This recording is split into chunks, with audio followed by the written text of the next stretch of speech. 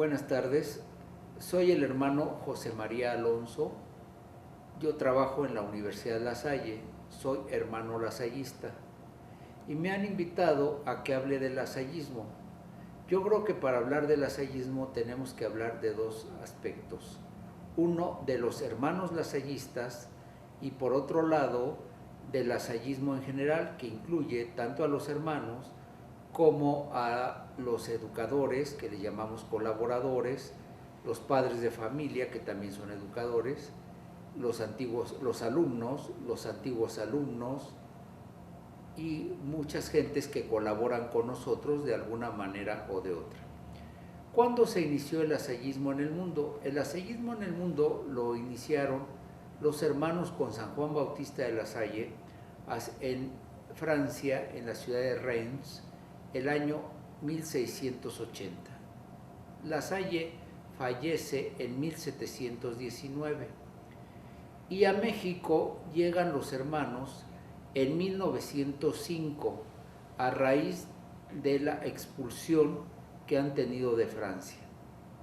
Fundan escuelas en varias ciudades, pero en primer lugar en Puebla fundan la escuela gratuita La Concordia, una primaria, y una secundaria y bachillerato, el Colegio San Pedro y San Pablo. Después van a fundar en Saltillo, Morelia, Querétaro, Zacatecas, Torreón, Toluca, la Ciudad de México, Acatzingo, etc.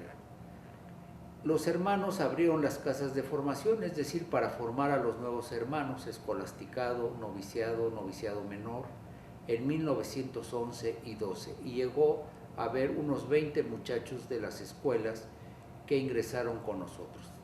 Pero ¿qué pasó? Pues un acontecimiento en la nación mexicana, que fue la Revolución, y tomó un giro muy violento a partir de 1913, hasta que en 1914 salieron expulsadas varias comunidades, como fue la de Torreón y va a ser después la de Querétaro, pero la peor, y la misma de Monterrey. La peor comunidad que le va a ir es la de Zacatecas, que estuvo en la batalla entre la División del Norte de Pancho Villa y los federales. Cuando a finales de junio tomaron Zacatecas, la División del Norte de Pancho Villa, 2 de ellos son asesinados en la Bufa. Esto determinó al superior, que le llamamos hermano visitador, a que salieran todos los hermanos de México y no quedara ningún formando ni ninguna obra en pie. Algunas siguieron funcionando por su cuenta. ¿Qué va a pasar entonces? Pues regresa un hermano en 1915 a ver qué quedaba, y en la Ciudad de México se habían fundado 3 colegios, el San Borja, el Colegio de Mixcoac y otro en Serapio Rendón. Entonces llegó a San Borja y ahí se instaló. Después llegaron 2 hermanos, las casas de formación. Y en 1920 a 1934 estuvieron funcionando 3 colegios en la Ciudad de México, que fue el Colegio Francés de San Borja, que es en la Colonia del Valle, el Colegio La Salle, que tenía bachillerato, secundaria y primaria, en el centro, en la calle Belisario Domínguez, y la primaria del Colegio Francés del Zacatito en Mixcoac. Pero en 1934 estas obras son suprimidas porque se suprimió toda la educación católica en virtud de los decretos cardenistas. Entonces los hermanos toman lo que se llaman los grupos o grupitos clandestinos, amparados en que la preparatoria sí permaneció porque estaba incorporada a la UNAM. Pero antes, en 1932, se había fundado en Puebla el Colegio Motolinía, que va a llegar a ser el Benavente. En 1938 cede la presión oficial y se reabre las obras en la Ciudad de México. Abren el Cristóbal Colón y el Simón Bolívar, con primaria y secundaria y bachillerato en el Cristóbal Colón. En el 39 abren el Francés de la Laguna, el 42 en Monterrey con ayuda de los hermanos neomexicanos, el 44 en Guadalajara, el Febres Cordero, y el 49 abren la Escuela Cristóbal Colón a partir de los infantes que ya existía y una primaria. Pero hagamos un recorrido.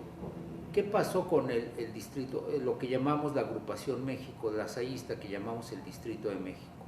De 1905 a 14 estuvo como México, y de 1920 a 1947 se le agrupó a México porque era muy pequeño con Antillas, y muchos hermanos mexicanos estuvieron trabajando en Antillas y en el sur de Estados Unidos. Por eso estuvo esta parte. Ya en el año 47 eran tal el número de hermanos en México que ya pasó a ser el Distrito de México hasta el año 60, en que se va a dividir en dos: el Distrito de México Norte y México Sur, que estarán funcionando así hasta el 2008, en que le van a pedir al Distrito México Sur que se una a Antillas para formar Antillas México Sur, como estamos actualmente, y México Norte. Del año 1952 al año 68 fue una apertura acelerada de escuelas, empezando en León. No voy a nombrar todas, sino solo algunas: León, Lagos, Zacatecas, Hermosillo, Ciudad Obregón, Chihuahua, Delicias, Fresnillo, Monclova, Córdoba, Tehuacán, La Piedad, y varias en la Ciudad de México, Tuxtla, Tapachula, etc. Algunas de esas se han tenido que dejar: Matamoros, en Ciudad Victoria el Colegio La Salle, etc. Pero un gran acontecimiento que hubo fue la apertura de las normales, el año 42 aquí en la Ciudad de México, la normal Cristóbal Colón. El año 56-57 se abrió la normal superior de Puebla y la normal primaria, y otra normal primaria en Monterrey. Pero un acontecimiento también sumamente importante que nos cambia la perspectiva fue la apertura de la Universidad La Salle en la Ciudad de México, gracias a la iniciativa del hermano Manuel de Jesús Álvarez Campos. A raíz de la apertura de esta universidad, se han abierto 15 universidades en diversas ciudades del país, algunas con hermanos y otras con colaboradores, educadores que las van llevando. Entonces, esto ha sido una fuerza muy grande y con un futuro muy prometedor. También tenemos que desde 1920, en que regresaron los hermanos a abrir las escuelas, hasta ahora, y dado los movimientos de las persecuciones y las grandes necesidades que hubo de abrir escuelas, ha habido una gran cantidad de maestros, mucha interacción con los padres de familia, lo que ha dado un gran movimiento lasallista entre colaboradores y hermanos, y mucha iniciativa por parte de los hermanos que fructifican en esta gran diversidad.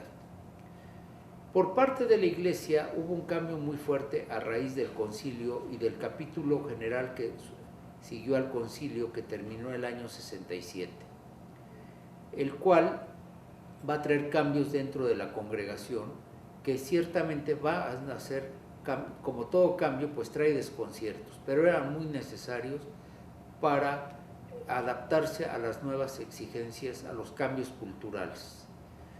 También la sociedad ha tenido muchos cambios, sobre todo el año 60 a nuestros días, un cambio cultural, por ejemplo, en lo religioso, en los medios de comunicación, en los valores y en el número de hijos. Nos afecta mucho en dos sentidos.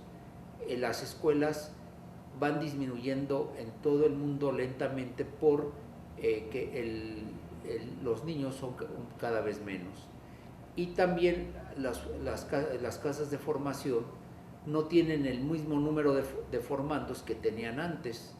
¿Por qué? Porque los valores han cambiado, no acude tanto joven como quisiéramos, y la perseverancia es un poco menor que hace tiempo, porque no hay los apoyos sociales que nosotros esperaríamos probablemente.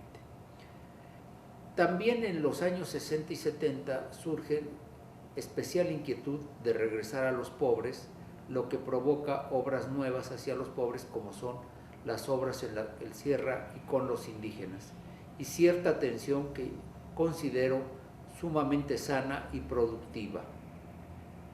Por último, ¿qué expectativa tenemos hacia el futuro? Yo pienso que prometedora, con tal que estemos renovándonos en la educación, los medios de comunicación, las universidades, los nuevos medios educativos, etc. Pues de mi parte sería lo principal y les agradezco, muchas gracias.